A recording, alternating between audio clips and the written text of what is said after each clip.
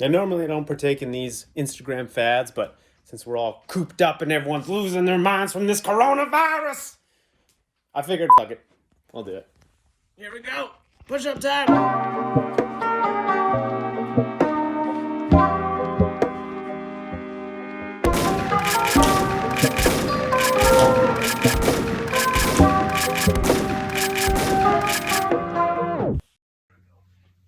Ready? Yeah, there we go.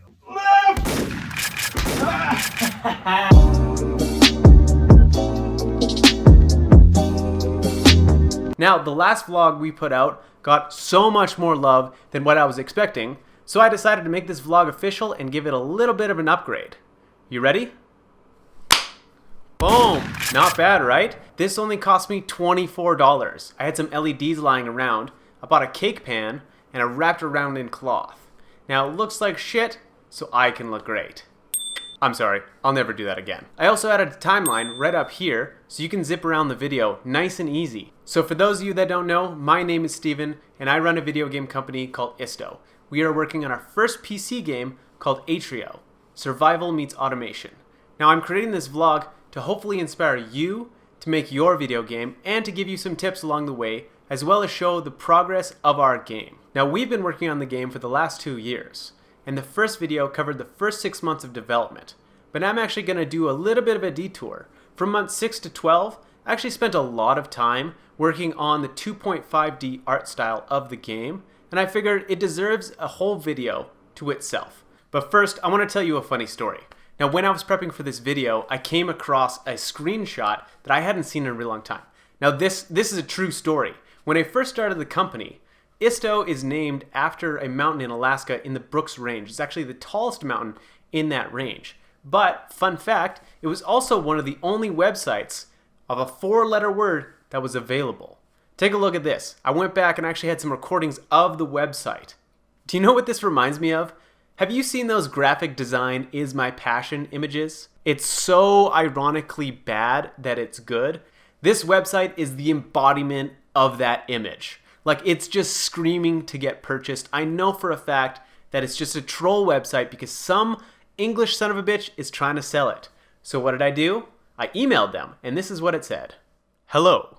The domain name isto.com is in use and not being offered for sale. However, we would currently not be prepared to accept less than $750,000 US in exchange for the rights to this domain name. Let me tell you something, folks. When we go all in, we go all in. It's go big or go home. So, we are proud to announce that if you want to visit us at our website, please join us at www.istoinc.com. Broke! Do you know what I could do with $750,000 US?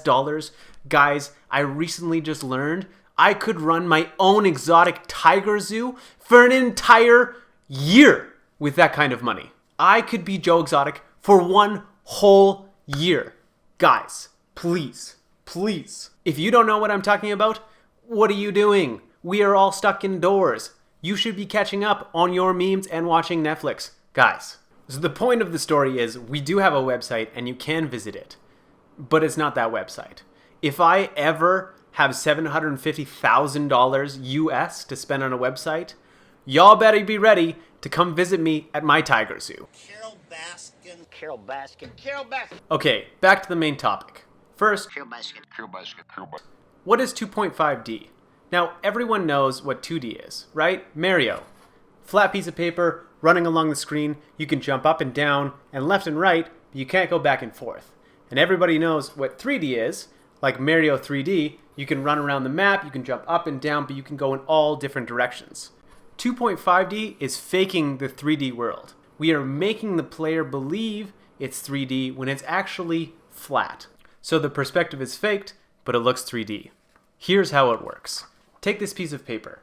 Doesn't really look like much, just some shapes, but if we add some lines to it, all of a sudden we can start to see a box. And then, if we start to add details, we get a bit... Oh, I must have left that subscribe button on there. Let me just get rid of that. And that... Got him! Get this fucking... Okay, so it clearly looks like a building now. But we all know it's flat, and it only looks good from the front. To illustrate this in a little more detail, I whipped up an example for you guys. A front perspective is typically the easiest 2.5D perspective to work with. A building from the front looks like this. It's nice and easy to put in, it's square, and it just makes sense. But that doesn't work nicely for a game like ours, where we need to have lots of buildings in the world. And if you put a building behind it, your character, if he runs behind the building, you won't be able to see him. Doesn't make a lot of sense. So we need another perspective, what we call isometric. So we're going to rotate our map down a little bit, and the player views the entire world from above and rotated. And you end up with a building that looks like this. There's a lot more information on the board. You can see both sides and a roof, which is really good for a base building game. However, if you get the perspective even just a tiny bit wrong, it completely breaks the illusion. Now, I had this elaborate plan to use the drone shot to show what it's like to transition from an aerial shot down to a ground shot into an isometric shot, but the drone footage was total garbage. It didn't work at all, but it was so much work that I'm making you guys watch it anyway.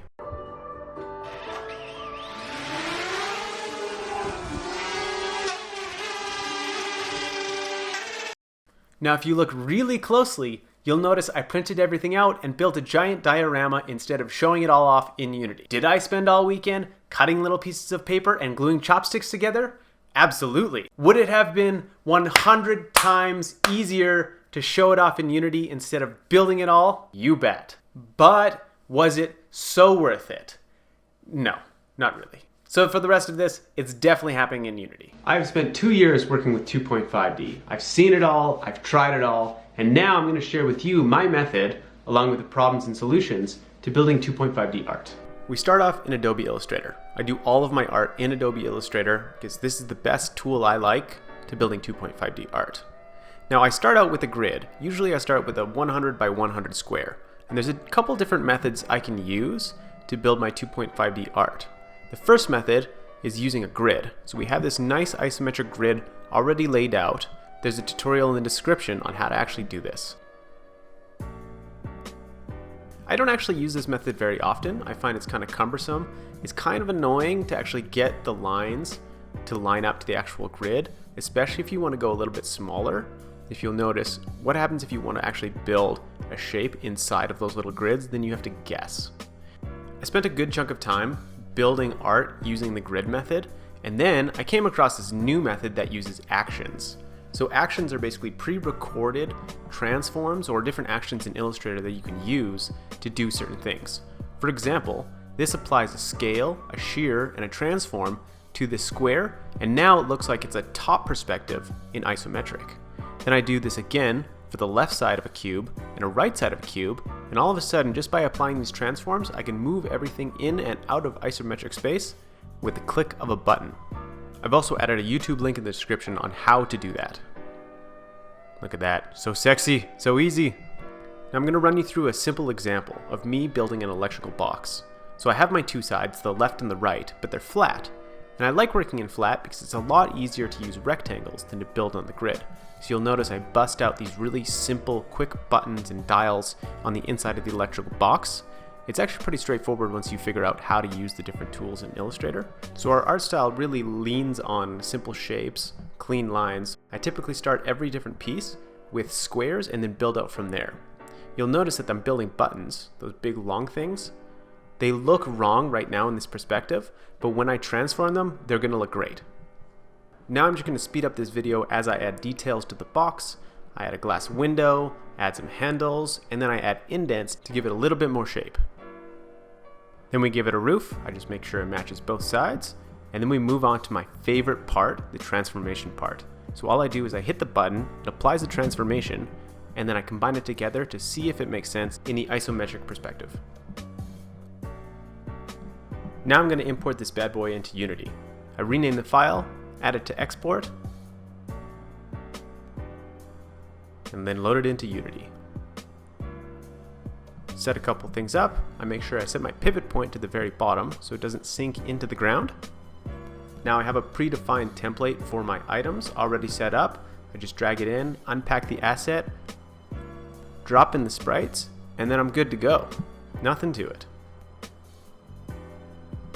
And there you have it. That's my process to bringing in a simple item into the game from Illustrator into Unity. Now, normally this is the part where I would tell you to subscribe, but my subscribe joke was so fire that I know for a fact the second you saw it, you subscribed instantly. So I just wanted to say thank you so much for that, guys. Now I'm going to end this video here. It may feel a little abrupt, but that's because there was so much content, I've actually decided to split it into two. So if you stick around to the next video, we're going to go into more detail on how I build 2.5D art, as well as the problems and solutions to some of the little more technical details. Stick around. So here's my setup, guys. Check this out. So I threw some LEDs. I had some scrap LEDs lying around. I wrapped around this cake light.